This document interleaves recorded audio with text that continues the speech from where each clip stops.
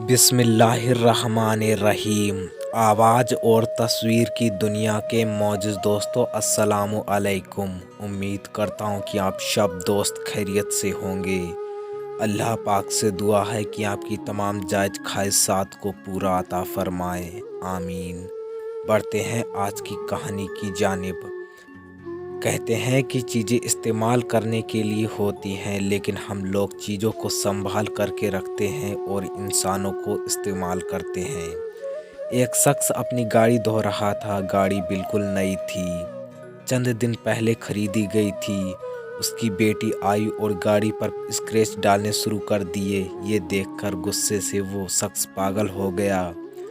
उसने अपनी 4 साला बेटी का हाथ पकड़ा और उस पर पेचकस से कई ज़रबे लगाई। वो शख्स ये भूल गया कि उसके हाथ में एक नट खोलने वाला रेंच है।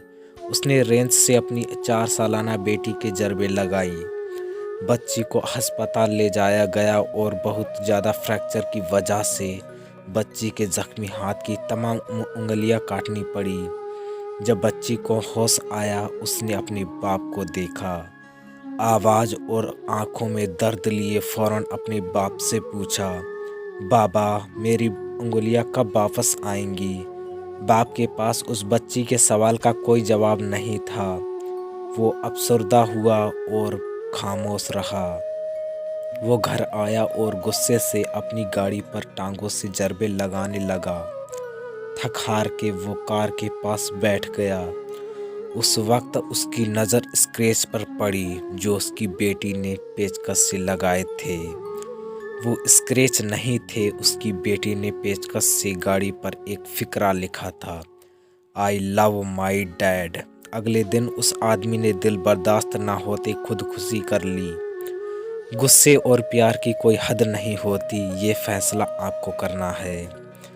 ये खूबसूरत ज़िंदगी गुजारने के लिए इन दोनों में से कौन सा मुनासिब रास्ता है? पुराने वक्तों में चीज़ें इस्तेमाल की जाती थी और इंसानों से प्यार किया जाता था।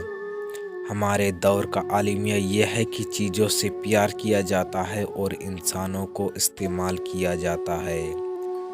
हर दिन सुबह घर से यही ख्याल ध्यान में बैठा कर निकले कि चीज़ें इस्तेमाल करने के लिए हैं और इंसान प्यार करने के लिए है। यही एक रास्ता है जिससे हम अपना और दूसरों का दिन अच्छा बना सकते हैं। उम्मीद करता हूँ कि आप दोस्तों को ये हमारी कहानी पसंद आई होगी।